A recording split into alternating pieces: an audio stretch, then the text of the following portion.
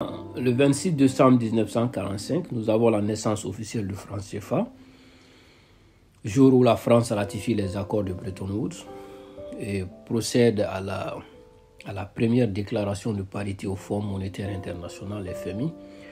Quand on parle de Bretton Woods, on parle de la Banque mondiale et puis du Fonds monétaire international. Donc la France est rentrée dedans avec ses ex-colonies, notamment les colonies de la zone CFA. Il signifie alors franc des colonies françaises d'Afrique et est émis par la Caisse centrale de la France d'outre-mer. La Banque de France conserve 100% des dépôts des banques centrales africaines dans leurs comptes d'opération logés en France. La parité est avec le franc français est 1 franc CFA égale à 1,70 francs français. Donc, le 17 octobre 1948, nous avons une dévaluation du franc français. 1 franc CFA égale à 2 francs français. En 1958, le franc des colonies françaises d'Afrique devient le franc de la communauté française d'Afrique et signifie aujourd'hui franc de la coopération financière en Afrique centrale pour les pays de la CEMAC et franc de la communauté financière d'Afrique pour les pays membres de l'Union économique et monétaire ouest-africaine, c'est-à-dire l'UEMOA.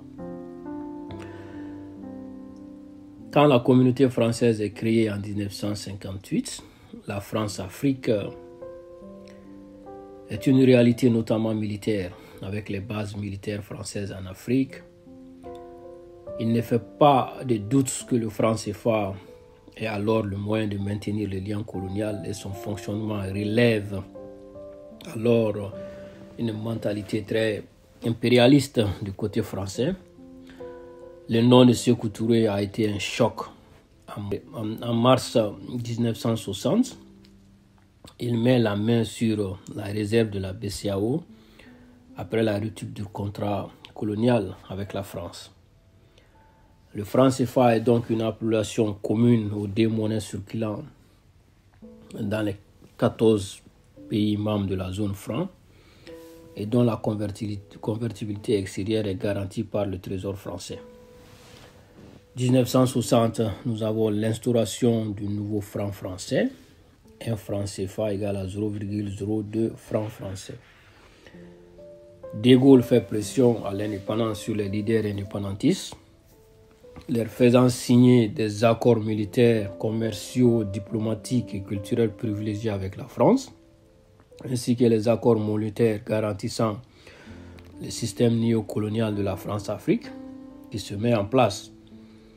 De Gaulle fait par ailleurs tout pour saboter les économies des pays qui sortent du pacte monétaire. De Gaulle a tout fait pour saboter la monnaie guinéenne, c'est connu de tous. Donc l'État français contrôle les banques centrales africaines. Il veut en particulier contrôler la création monétaire. Nous y reviendrons sur tout ça parce qu'en réalité, le franc CFA n'est qu'une sous-monnaie. Ce n'est même pas une vraie monnaie. Voilà. La Banque de France centralise les réserves de change et détient un compte d'opération au nom de chacune des banques centrales. Ce n'est qu'à cette condition qu'elle s'engage à fournir en cas de besoin des devises si celles-ci épuisent les réserves. La Guinée de Sékou Touré auront émis des francs guinéens. Sékou Touré lance la fameuse formule « Nous préférons la liberté dans la pauvreté qu'à l'esclavage dans la richesse ». Le Mali de Modibo Keïta en 1962 renonce et émet des francs maliens et cherche à assumer une politique plus indépendante. Les difficultés économiques pousseront le Mali à réintégrer le système CFA en 1984 sous la dictature de Moussa Traoré. Et suite à cette expérience, les autres pays membres considéreront qu'il valait mieux renoncer à la liberté de faire faillite.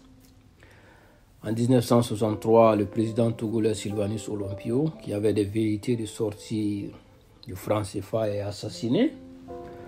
Ça aussi c'est connu. En 1968, c'est un monde monétaire équitable les bons mots de Houphouët-Boigny et Senghor, et le prennent comme cela, outil de l'intégration dans un commerce mondial.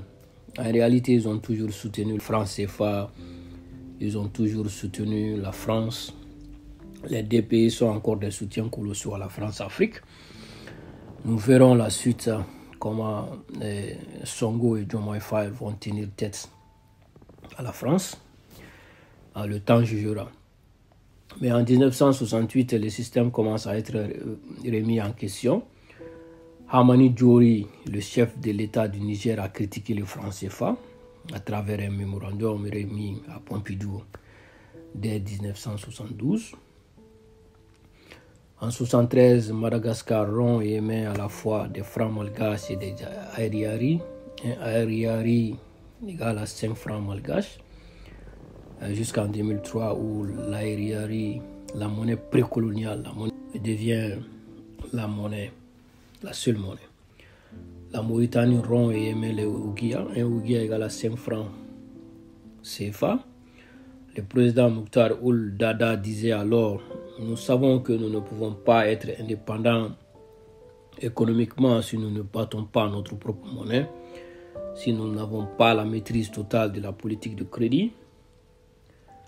Et le pourcentage de dépôt des devises des banques centrales africaines au trésor passe de 100% à 65% en 1973. Donc 1975, la Réunion passe du franc comorien au franc français. En 1976, Mayotte passe du franc comorien au franc français, qui sont des territoires d'outre-mer de la France, des territoires toujours colonisés par la France.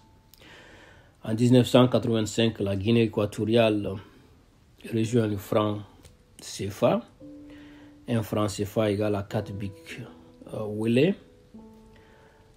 En 1985, toujours mesure de suspension du rachat des billets de banque, CFA, qui rentrera en vigueur le 2 août 1993.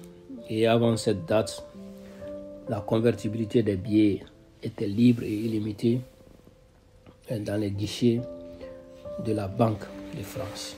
1993, mesure de suspension du rachat des billets CFA entre la zone UEMOA et la zone CEMAC à partir de septembre 1993. Voilà en réalité l'ironie de cette zone CFA. On parle d'intégration, mais en même temps, il y a des mesures de suspension du rachat du billet CFA entre les deux zones. On se moque des Africains, c'est cela la vérité.